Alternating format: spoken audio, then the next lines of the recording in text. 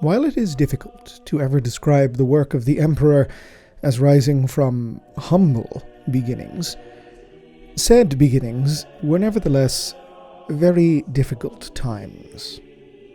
The Imperium of the late Unification Wars was a fledgling empire.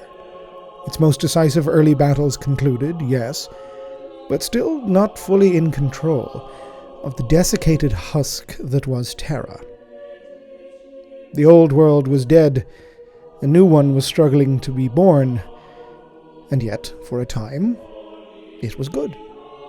The greatest monsters of the Age of Strife had been felled, torn from their towers by the master of mankind's armies.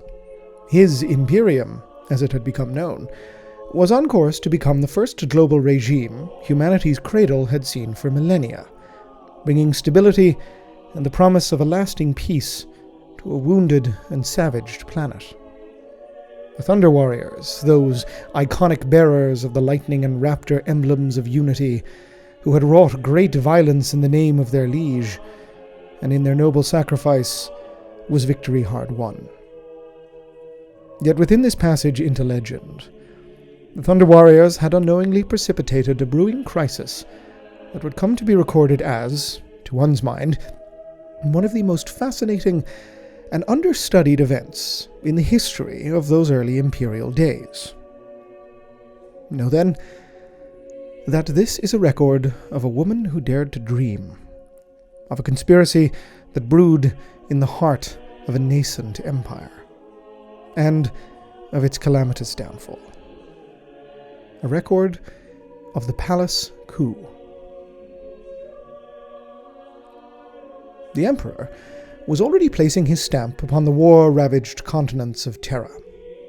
At the roof of the world, upon the peaks of the ancient Himalasia, a city was being built. Although even to call it a city is something of a misnomer, its eventual plans would see it rival continents.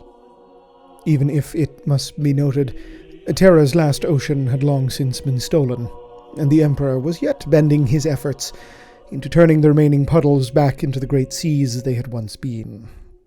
His palace perfectly encapsulated his thinking, or at least his public self. It was a commitment to a frankly insane effort.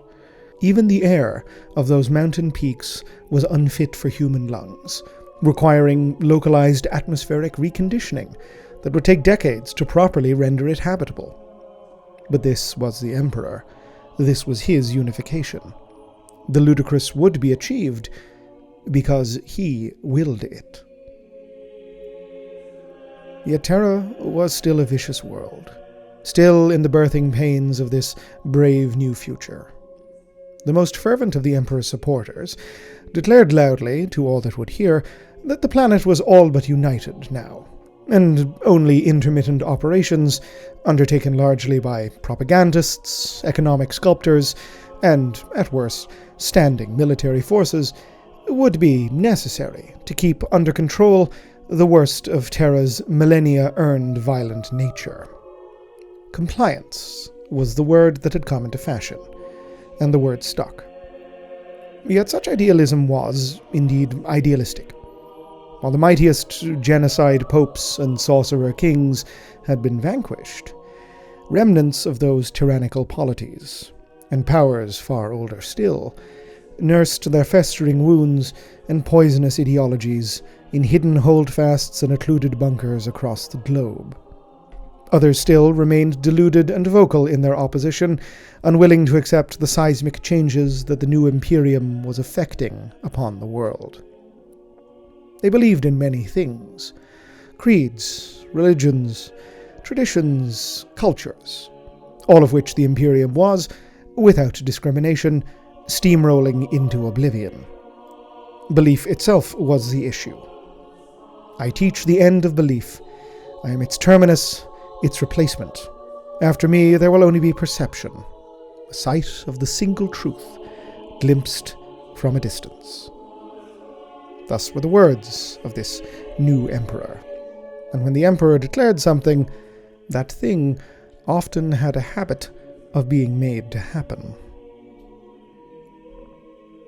The palace was thus a statement in rockcrete and plasteel, a manifesto written upon the roof of the world for all, metaphorically and physically, to raise their gazes up in order to look upon the words and works and sheer intent of their emperor. Human hands were building this. Human hands guided by a singular individual that, for all his seemingly unstoppable will, was by his own profession as human as they.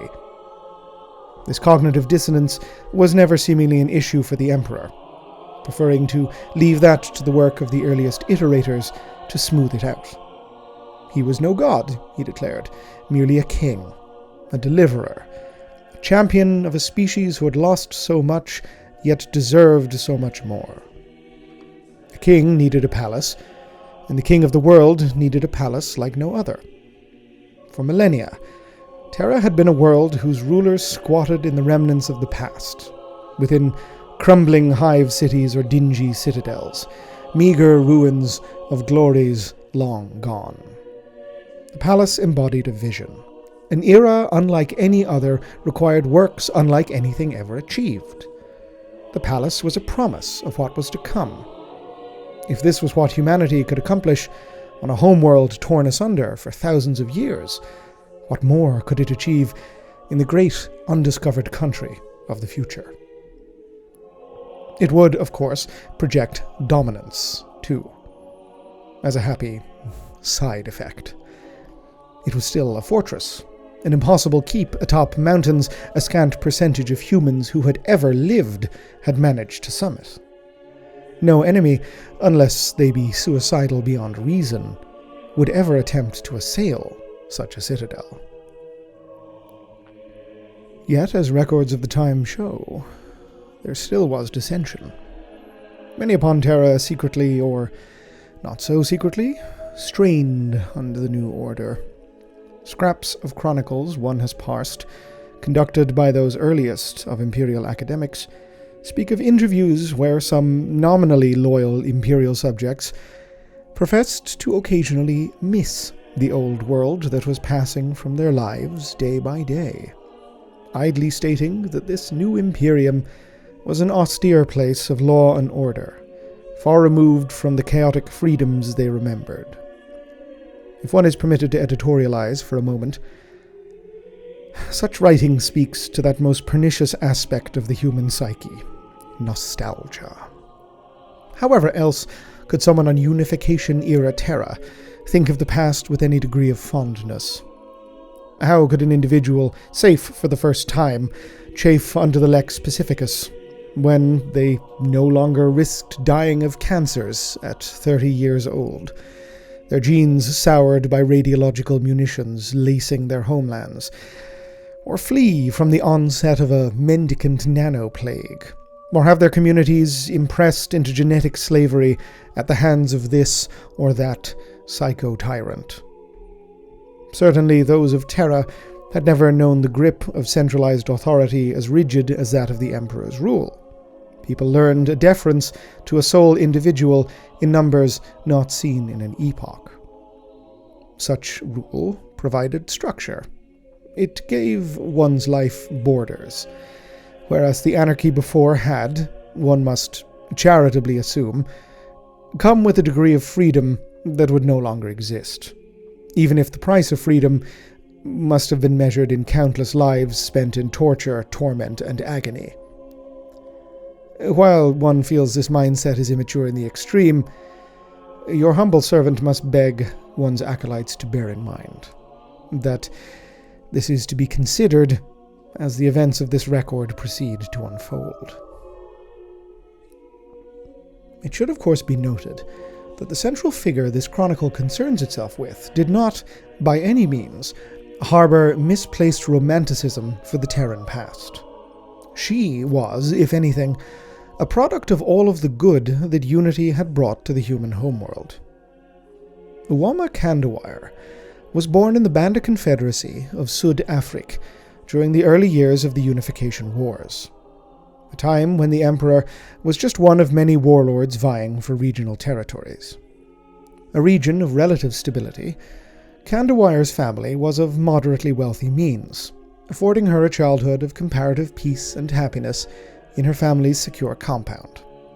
Her father, a man who prized learning, ensured his daughter had access to whatever educational material he could furnish her with, including many ancient texts on Terran history, society, and politics, all of which must have seemed nigh stranger than fiction. Nevertheless, the ideas of her schooling, as well as her personal curiosity, developed within the young Kandawire a fierce dedication to justice and the rule of law, for the books she voraciously consumed spoke of times in Terra's distant past where the people, not the warlords, dictated right and wrong through mutually agreed and enforced codes of law, where justice flowed from a mandate from the masses and not from the barrel of a gun. Such safety as she enjoyed, however, was as fleeting as it could possibly be upon Terra. The raids and warring that so consumed the planet were as unpredictable as the now stolen oceans had been, and eventually they reached her family's compound, forcing them to flee. She eventually found her way into the realms of the Lord of Lightning, as the Emperor had become known, and found within his burgeoning Imperium hope for a better future, a future where violence would no longer be the ultimate arbitrator, merely a grim necessity in order to bring about security. For, as her father had always said, whenever the warrior is in charge, things stopped working. For things to work, the warrior is the servant of the worker. The worker makes things work. Kandawire arrived with an auspicious sense of timing, becoming involved with the first iteration of what would eventually become the Adeptus Arbites, lawkeepers of the Emperor's territories, and his Lex Pacifica, the first legal framework to be broadly applied across continents and cultures since before the Age of Strife. She rose rapidly through the ranks thanks to her cunning and insight, but also humility, personability, and an immovable sense of justice. Kandawire abhorred the might-makes-right mindset so ingrained within the Terran psyche. She worked fiercely on behalf of underrepresented groups and minorities within the Emperor's realm, becoming a fiery voice of reform within the Imperium's burgeoning civilian apparatus. Said apparatus, of course, was a lateral creation. In its earliest days, the Imperium had only ever needed generals. The Emperor, omnipresent, was more than capable of handling affairs of state governments, scant as they may have been, alongside his mysterious vizier, Malcador. Without them, there was no Imperium. Their fates were utterly intertwined, and certainly without them, those early efforts, those humble beginnings one has alluded to, would surely have collapsed. Then, of course, there was Constantin Valdor, third of that triumvirate, first of the Legio Custodes, Captain General of the Emperor's Life Wards. Valdor was the Emperor's ultimate bodyguard, but also a living icon of the Imperium, as if a standard of battle could be a person. It has never been established if Valdor is the first Custodes ever created, or merely the first successful iteration of their kind.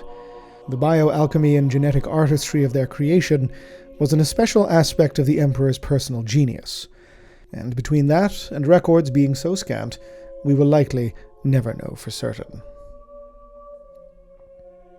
Below these three individuals, there had essentially been an amorphous mass of everything else.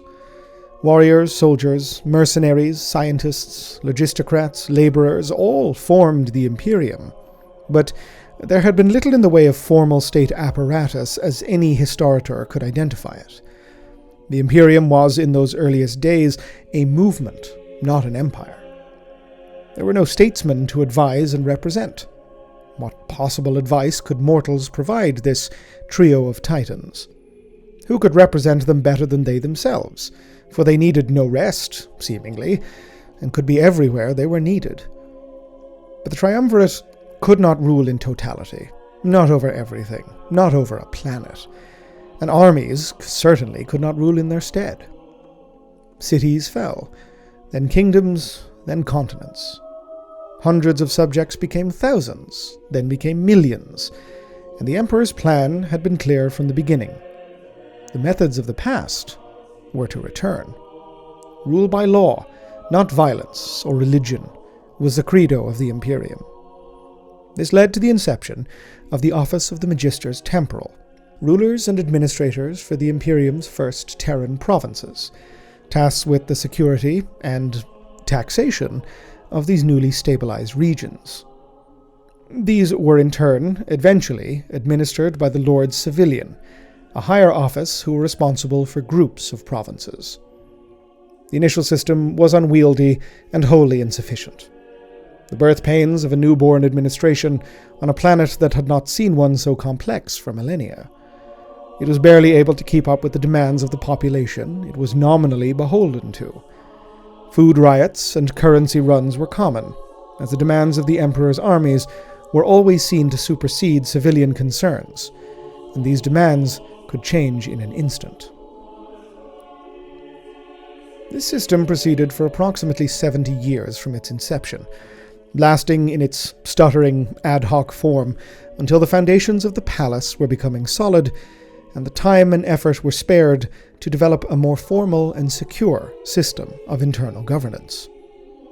A major leap forward in this regard was the codification of the Lex Pacifica, the predecessor to the modern Lex Imperialis, developed, it was said, by the hand of Malcador and based on legal scriptures of truly ancient origin.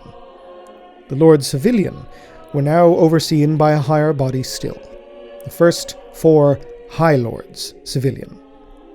These High Lords were not, however, responsible for provinces or groups thereof, but for specific facets of government, much like the ministers of the regimes of old Earth. They were, initially, the Master of the Administratum, the Chancellor of the Estate Imperium, the Lord Commander Militant of the Imperial armies, and the Provost Marshal of the Divisio Arbites, responsible, in order, for bureaucracy, treasury, military, and law. Even to those individuals who first held the offices, it was unsure this pattern would last, or if these High Lords would eventually be superseded by a yet higher authority. These were unstable days. The Imperium was growing ever more secure, but Terra, once again, was still a dangerous place.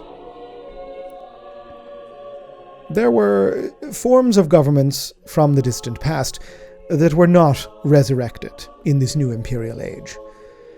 Democracy, that most proletarian of systems, was never considered. A mandate of the masses was neither required nor desired.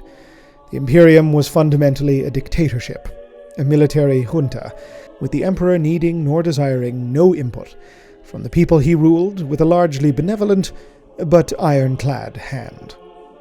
His promise, and it must be acknowledged, deliverance of stability and security, did the rest.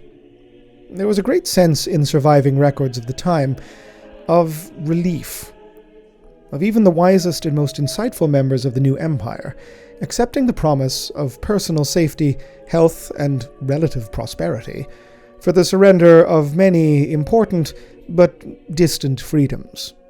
A gamble that such liberties were worth risking for a life led without fear of marauding gene raider bands.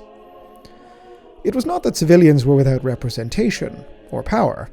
It was merely that said power flowed from the top of an extremely pointed pyramid. Thus, the new High Lords were far from bereft of authority, and were no mere figureheads. Each was fully expected to apply themselves, their skills, and their political capital to the betterment of the imperial regime, to allocate its meager resources, rebuild its shattered infrastructure, see to the health and succor of its subjects, and to enforce its laws. As Noam Retrevia, the first master of the Administratum, said, "They are the sword, we are the quill. There is an old saying concerning the relative might of each, but I forget its precise formulation." Retravia is indeed a perfect example of the type of individual that would prosper under a regime such as the early Imperium. A descendant of ancient mercantile clans of the American West Coast, his lineage had survived the atomic shattering of that region thanks to their absolutely staggering wealth, which they had shepherded through thousands of years of instability and warfare with a vicious dedication.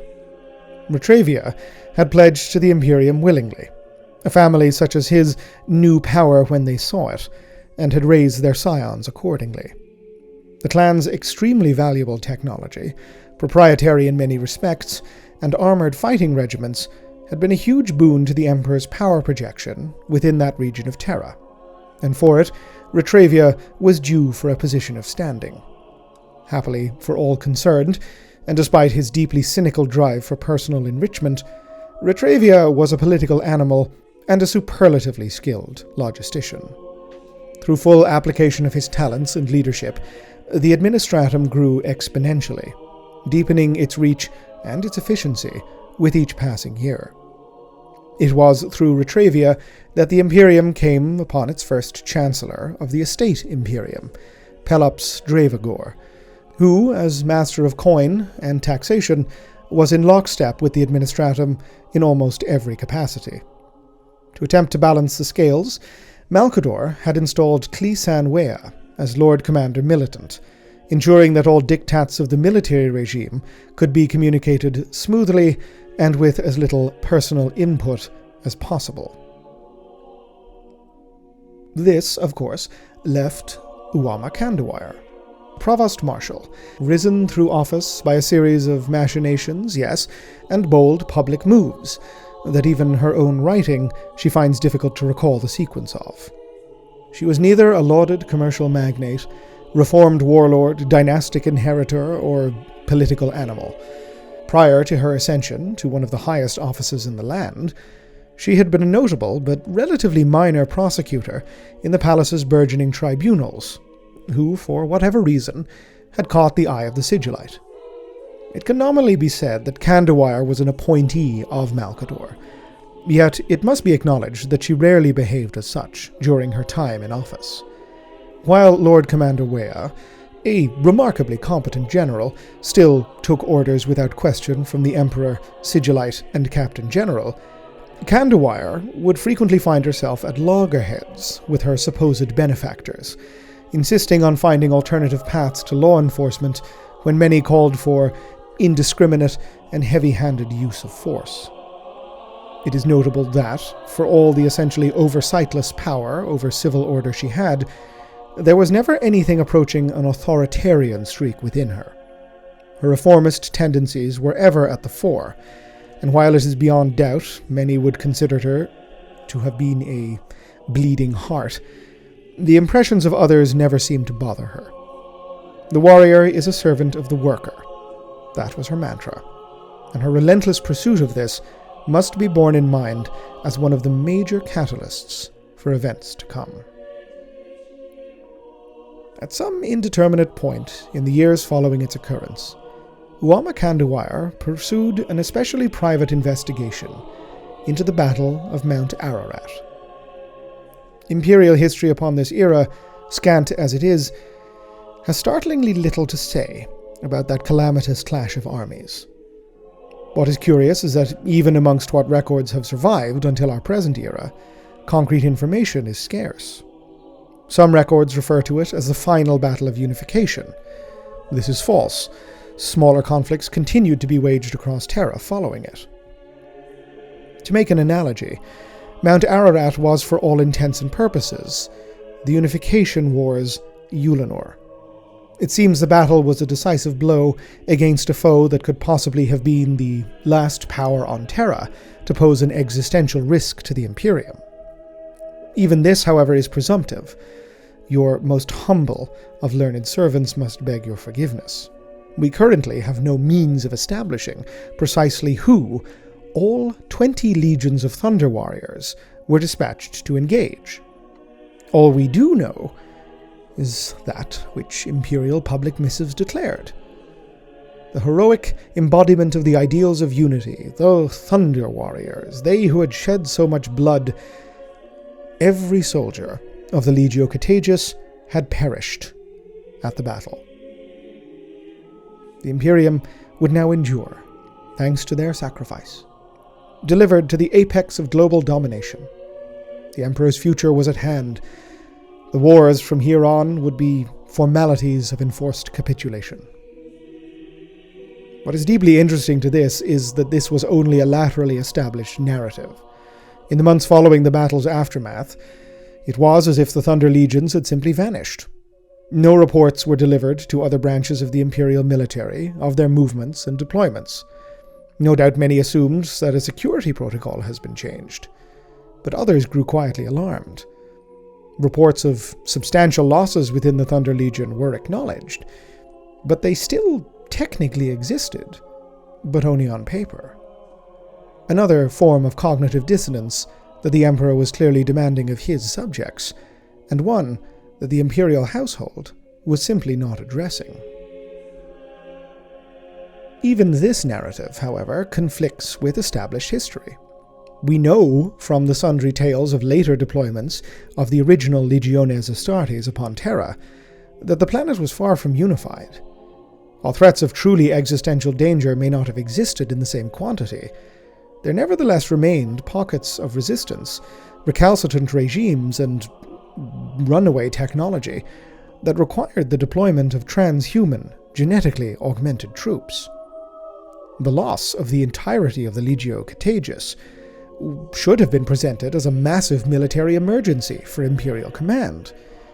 And yet, the 20 legions, barring isolated units unable to deploy to Anatol in time for the battle, was accepted from the top down as a transition period. The regime's messaging seemed perfectly at ease with the idea that Terra, for all its sorcerous horrors and rampant archaeotech, could be tamed by the regiments of baseline soldiery that formed the Imperial army. The dissonance did not pass entirely unnoticed. It was no doubt accepted by the masses. One has already touched upon in this record that subservience to the Imperium, the towing of the regime's line, was becoming extremely common across Terra's traumatized populations.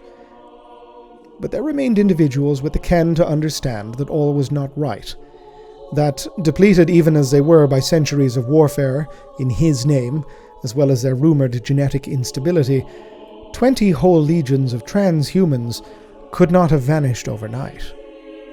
Equally suspicious, for those within the higher spheres of authorities, was the closure of the site to all access. The Imperial household had placed its stamp upon the orders. There was the sheer silence, the refusal to acknowledge that, seemingly overnight, tens of thousands of the Imperium's most famous warriors had simply disappeared, even behind the authority of the Imperial household. It is likely that many read those signs, who regarded the disconnect between public statements and official secrecy, and merely turned away from it, accepting the state line that the legacy of the Thunder Warriors would now forever be as martyrs to unity. Uama Kandowire was not one of those people. Exercising the full authority of her office, Kandowire launched a secret investigation into the destruction of the Legio Contagious, even managing to deploy teams of trusted invigilators to the site of the battle and visiting it herself. What this team discovered shook her to her core.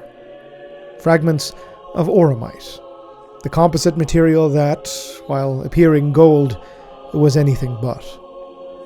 Only one organization in the entire planet was permitted its use. For its quality and rarity, mandated it only be used for the finest of armor, that worn by the Legio Custodes.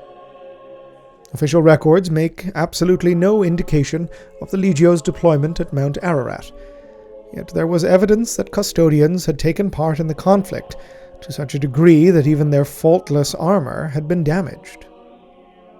With the official blockade of tangible information, the totality of contagious losses, and the seeming hand of the Imperial household itself upon all things involved, Kandawire was forced to reach a conclusion. The Legio Custodes had, without seemingly any consultation with the wider Imperium, exterminated an entire army of the Empire's military, and were seemingly mounting a concentrated cover-up in its aftermath. Such an act flew in the face of everything the Imperium purportedly stood for. Yes, the Emperor's terms for enemies were absolute: comply or be destroyed. But for the entirety of the regime's existence, it had been predicated on the understanding that all who pledged to the Raptor and Lightning banner were as one, defenders of hope and progress on a world that sorely needed both. For Kandawire, the act recalled the descent into absolute barbarity that the Imperium was supposed to have set itself against, the rule of the powerful by violence alone, the behavior of petty warlords. It was everything the Age of Strife had been, now apparently come anew. It is, of course, easy for those of us in the present era to view Kandawire's conclusion as one drawn from hopeless idealism, a seeming childish naivety about the regime she served.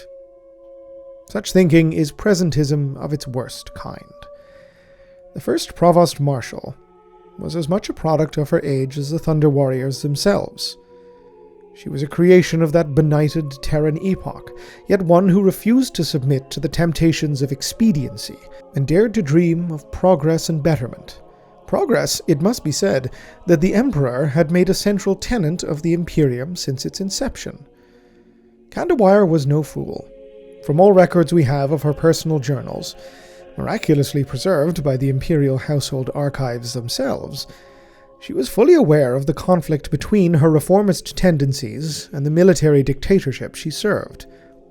Yet, within the stability of the Emperor's apparently benevolent authoritarianism, she saw potential, an opportunity such as the homeworld had not seen for millennia.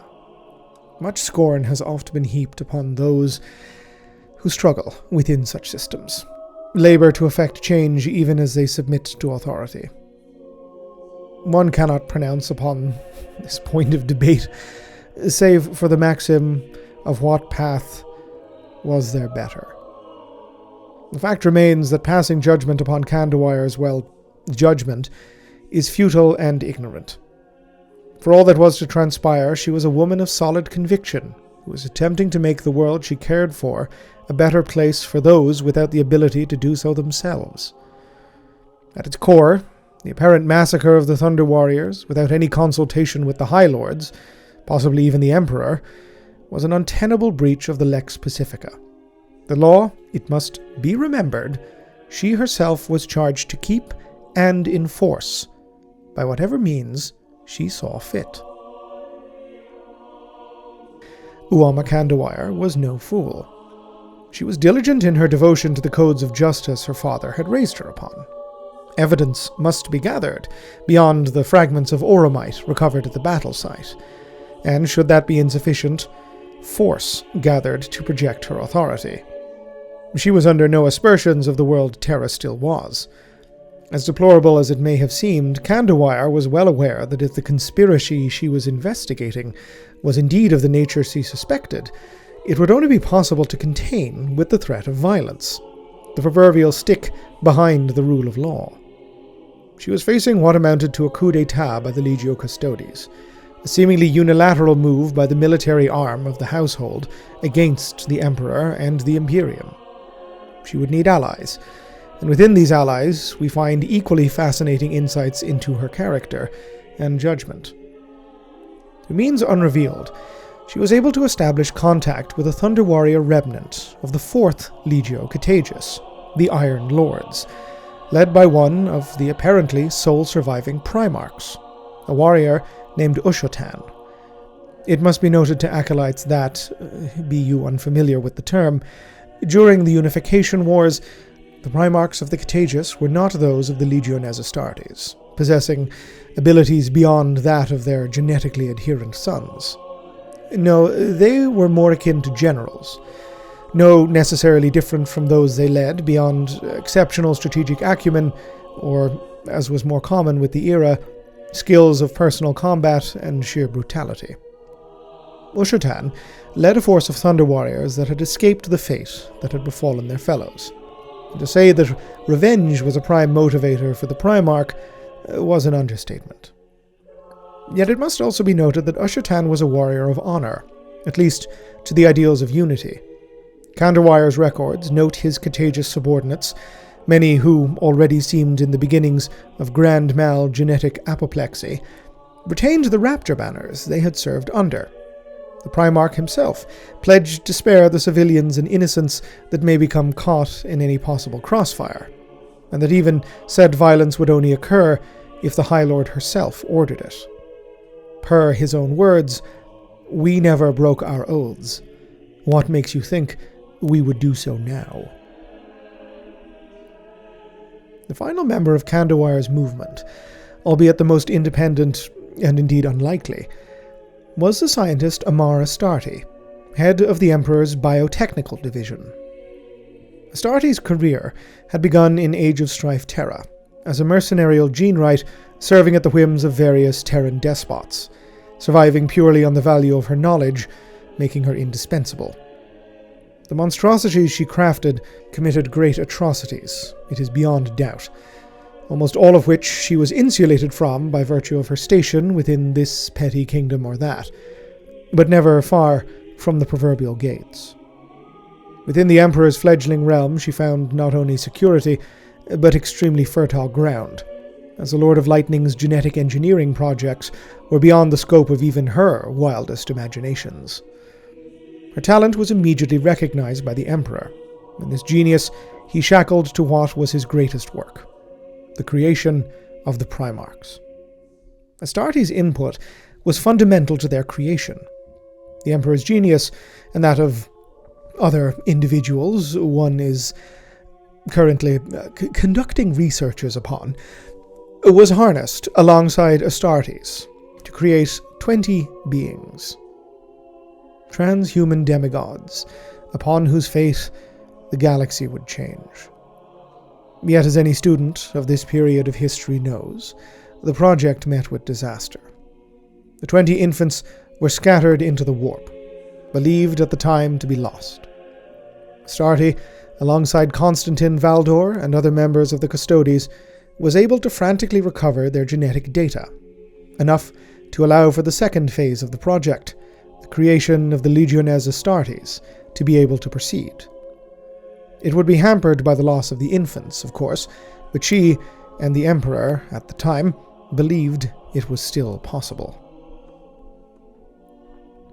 In the decades that followed, Amar Astarte drew, at first disillusioned, then spiteful, and ultimately hateful, of her role within the Imperial genetic engineering program. By the time she and Kandawire came into contact, Astarte had been leading the creation of the legions that would yet come to bear her very name, for long enough to have developed the conviction that the project was doomed. It was certain she was aware of the Emperor's own convictions on the Thunder Warriors, that they had been a short-term solution to the problem that was the unification of Terra, and the Imperium's lack of resources. She was now convinced that, without the Astartes Primarchs, nothing could be done to stabilize this new breed of genetically enhanced warrior, and they would be susceptible to the same total cellular and mental breakdown that the Contagious had been. She had some awareness of the true scope of the Emperor's ambitions, that much is almost certain, that of his plans to bring his Imperium beyond the light of Sol, that of his opposition to the arch-enemy of primordial annihilation, perchance maybe even to the work beginning in the deepest reaches of the dungeon. She believed that the Master of Mankind's impatience would doom humanity, that in his rush to bring his war to the stars with fundamentally flawed and unstable creations, even though she had bent her very life in attempting to cure them, that the Emperor would damn humanity for all eternity. Armed with this total despair, she moved to set herself against his plans, ending them before they could even be fully started. She did not, and it is crucial to bear this in mind, inform Kandawire of any of this. It appears that, for Astarte, the Provost Marshal and her convictions were merely a useful patsy, an ally of convenience. It is certain that, given her position and influence within the Emperor's most inner circles, the Director knew the final fate of the Thunder Warriors, and one must surmise, agree with the actions taken by the Legio Custodes. She cared little for Valdor and his golden kin, and did not likewise care if they were held to account under such petty considerations as the legality of their actions. Astarte merely wished to use Kandawire to provide cover for her own moves. The total destruction of all Legiones Astartes genetic material, destroying the entire gene seed reserve and all associated data, lest anyone be able to recreate the project. She was phenomenally confident of her input, that without her there would have been no Primarchs, no gene seed to create their sons. Your most humble servant must concede that this is a high likelihood. Much has been made of the Emperor's peerless genetic genius, yet his was not the only genius to have survived the Age of Strife. He merely did so within one body. Science beyond his endured that epoch. One need only reference the life of Basilio Foe as proof. Astarte was resolved in her course, and had no doubt that it would claim her life. She reckoned this a fair price to pay in stopping what she believed was a course that had set humanity upon the road to damnation. Kandawire, Ushotan, and Astarte. These were the leaders and enactors of the Palace Coup.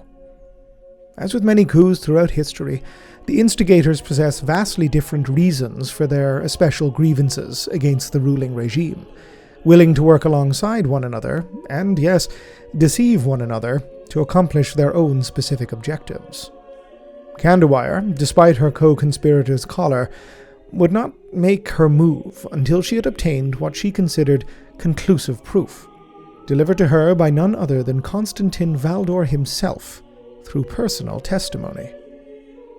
Deposing and interrogating the Captain General under the tenets of the Lex Pacifica, something the warrior himself consented to, Kandawire confronted the custodian with the sole piece of information Astarte had been willing to bequeath to her.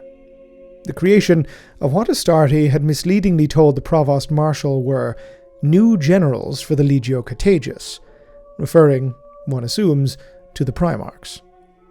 Valdor, to her surprise, was remarkably candid about the failure of that particular project, even giving the Provost Marshal a full account of the day of its spectacularly destructive obliteration, although, and it must be noted, omitting what had been established as being the perpetrators of the particular incident. He did not reveal the precise nature of the Astartes Primarchs, merely stating, to an extent truthfully, that the goal had been the elimination of genetic instability, and the creation of a new, far more reliable soldier for the wars to come. Kandawire, confronting him directly about the lack of information about Thunder Warrior movements, and about precisely what happened on Mount Ararat, was curtailed, with Valdor ending the interrogation unilaterally.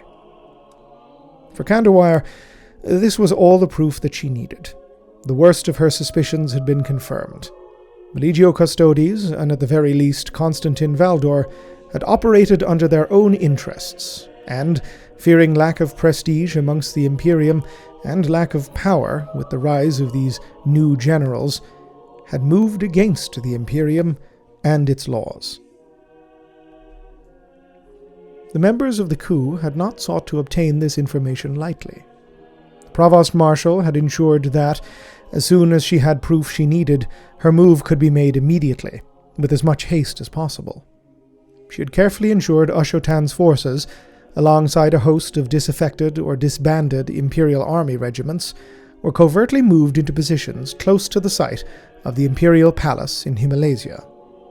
As soon as Kandawire's final interview with Valdor was abruptly concluded, she ordered their movements on the palace grounds, while simultaneously dispatching her Arbites forces to ensure the seclusion and safety of the civilian and labourer populations, wishing no harm to come to them in the coming coup d'etat.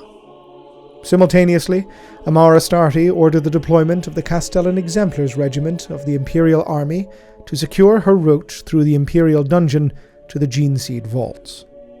The Exemplars were, in almost every respect, baseline humans, save for one vital augmentation: their absolute and utter genetic devotion to Astarte and her will. The entire regiment had been one massive contingency plan for the Director, their entire lives slaved to her. It had been a phenomenal effort on her part, networking in absolute secrecy the works of hundreds of fertility clinics across dozens of Terran provinces, all modified following their conception with Astarte's most subtle genetic engineering. All of these individuals now finding themselves drawn to service in this one specific regiment. Every exemplar was aware of their nature, taught by Astarte and later their fellows to prevent any potential unpleasant revelations in later life, although none were ever made unhappy by it. This was, of course, a product of their genetic enhancement, for Astarte was far too skilled to leave something like that to free will. The exemplars were activated en masse, and moved with all the professionalism of their storied regiment. This precise coup was not the reason for their creation.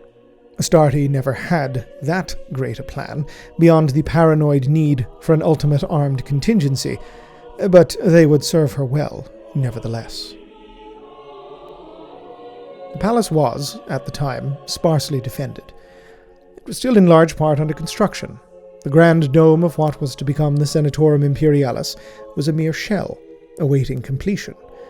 The air itself had not been properly terraformed, often requiring the use of breathing apparatuses for baseline humans to move outdoors comfortably, and pressurized buildings to permit a relatively comfortable interior existence. It was far from any of the ongoing conflicts, situated at the heart of the Imperium's core territories.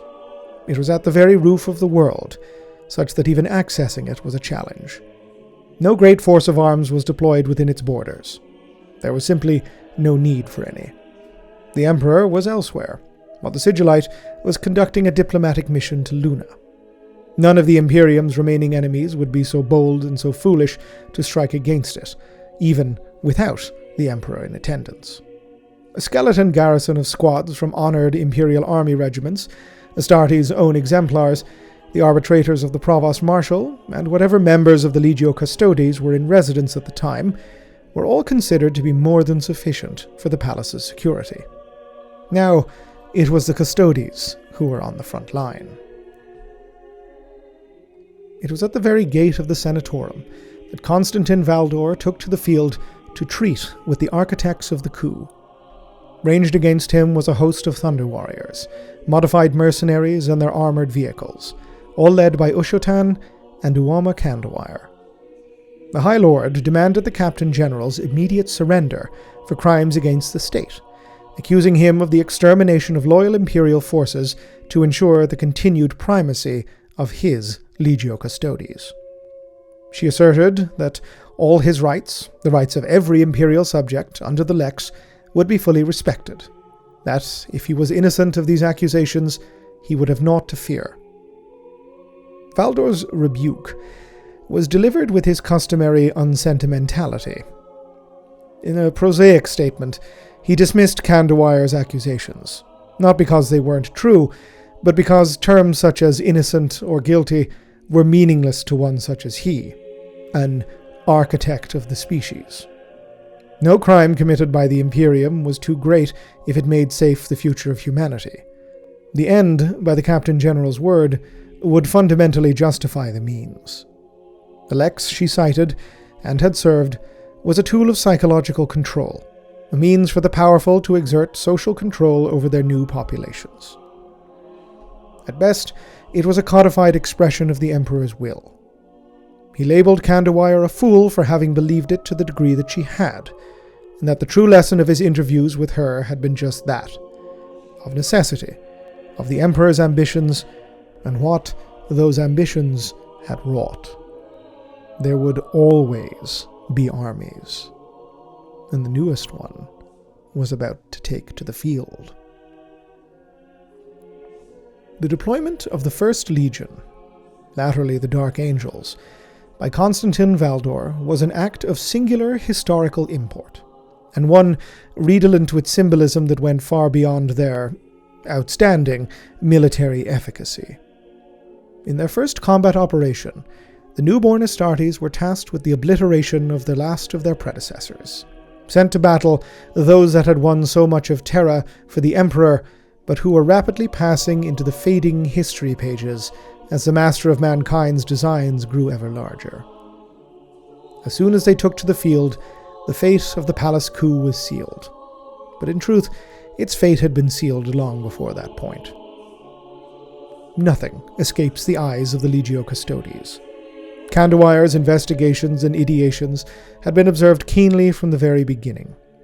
The lack of garrisoning of the palace, the odd combination of honesty and intransigence from Valdor during his interviews with the Provost Marshal, and the delivery of crumbs of evidence to her agents had been orchestrated with all the precision the Imperial household was known for, in order to bait and reveal potential usurpers within, and, as a happy byproduct, provide the Legiones Astartes their first combat test, one which they were now passing with flying colors. The Thunder Warriors of Ushotan made an admirably brave final stand, even inflicting some casualties upon their successors, yet all were slaughtered to a man, alongside the Imperial army agitators that had joined them.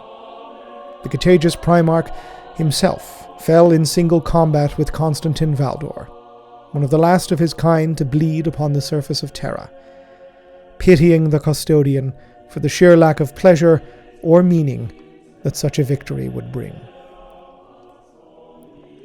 Within the Imperial dungeon, the defiance of Amar Astarte had, likewise, been under the monitoring of the Custodes, with the custodian Simonus intervening on behalf of the household to stymie the director's plans. Slaughtering his way through the exemplars, Simonus confronted Astarte within the vault of the Astartes gene seed, the sum total of the project's genetic archives of all 20 legions, priceless beyond all imagining. According to Legio records, Astarte declared despairingly to Simonus that the entire endeavor was doomed, that the Emperor's plans would lead only to ruin, and that she could no longer countenance such a thing. She detonated an explosive device, consuming the genetic archive in its entirety. It had been Valdor's stated aim that the director be given every opportunity to turn from the course the Custodes believed that she had committed herself to, even if one doubts all involved ever believed that such repentance was possible. Her suicide bought her nothing, not even within legacy. The Emperor had, of course, been unwilling to risk his ambitions upon results developed in a single location, as he had with the Primarch project. He had made a full genetic backup of all Astartes' gene seed datas and samples, off-site, delivered to allies upon Luna before the eventual full pacification of the Selenar gene cults. Astartes' name, of course, remained upon the project, indelibly linked to the Imperium's greatest feat of genetic engineering, even to this day. As to the Emperor's reasoning for this, we can only make suppositions. As Malcador the Sigillite once mused, the master of mankind did seem to enjoy these little ironies. The Palace Coup has, in one's estimation, received shockingly little attention from Imperial historiators, despite the fact that it serves as an amazingly detailed portrait of the Imperial model of governance in microcosm. At a time when there were still active conflict zones upon Terra, and even control of near-orbital space around the throne world was far from secure, a full-scale internecine conflict between two of the most powerful militarized branches of the nascent Imperium passed without any direct or public involvement of the Emperor himself, or even the Sigillite. Let us be under no uncertain terms. The hands of the latter were involved in his customarily distant fashion, and one would never be bold enough to claim that the master of mankind knew nothing of an attempt by the director of his most prized project to smother his ambitions in their genetic cradles. Yes, their actual presence is starkly absent, physical in the case of both the Emperor and Malcador, as well as metaphorical. But both were clearly content to trust their servants in the Legio Custodes to conduct themselves accordingly, which one will admit they did so to their customary standards of perfection. Even the custodian Simonus, failing as he did to prevent Amar Astarte from destroying the Terran gene seed archive, still succeeded within the parameters that Valdor had envisaged for the operation. He ultimately wished to draw Astarte out, letting her remove herself from the proverbial picture, believing she had fully succeeded.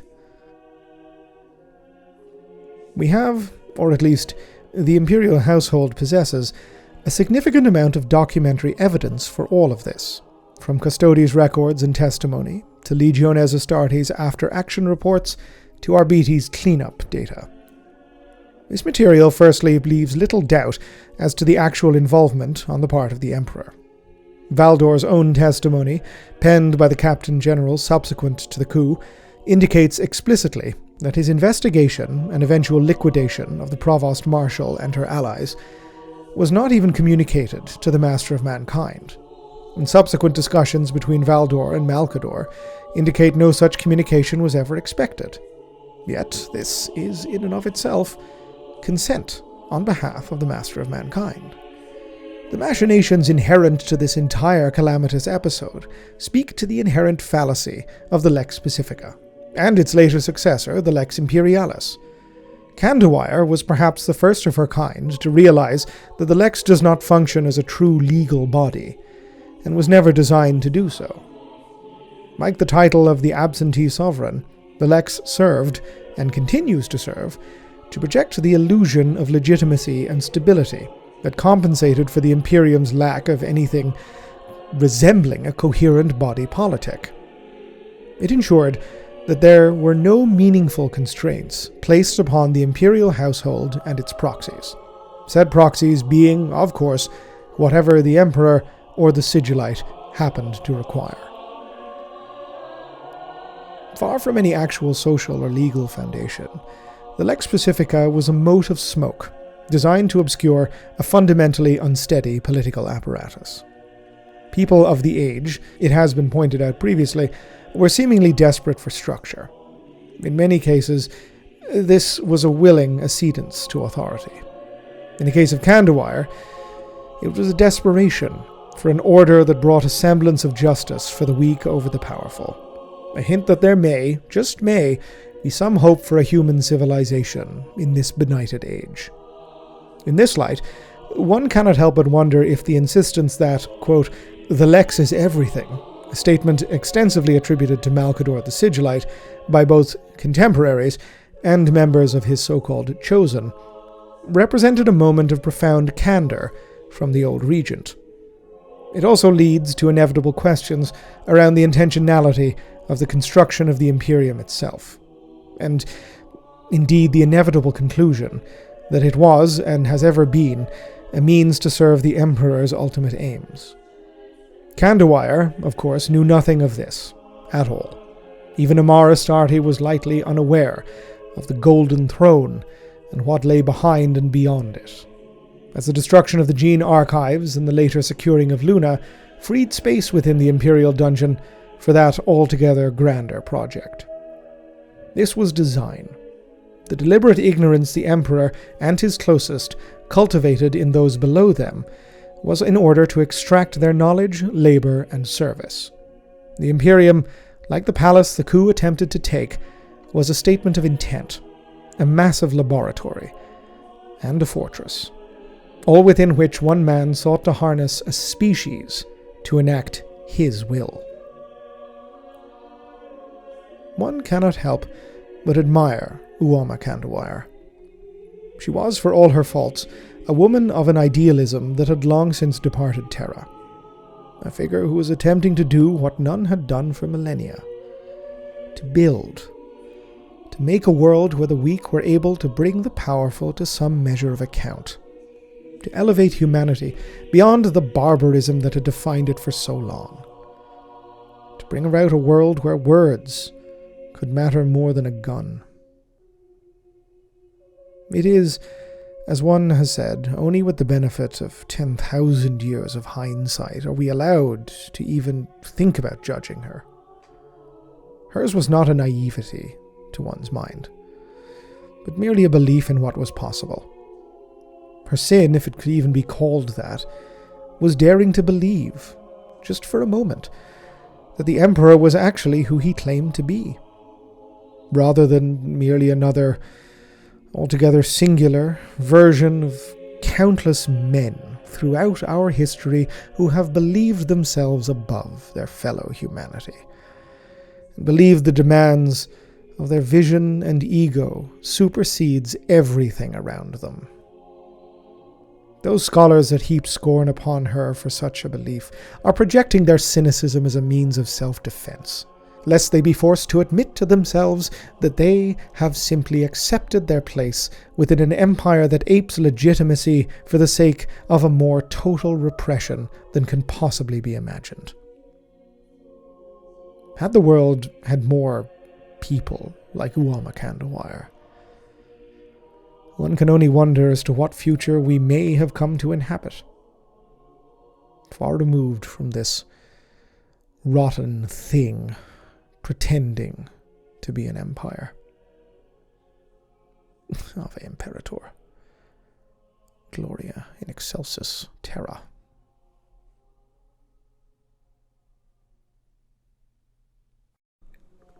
This video and this channel were made possible thanks to the very kind donations and support from my Patreon subscribers. If you'd like to help support the channel, head on over to patreon.com/Oculus Imperia. If you'd like to receive more updates about the channel and any future videos, you can contact me or follow me on Twitter @Oculus Imperia. Otherwise, please like, subscribe, comment, let me know your feedback, and as ever, thank you very much for watching.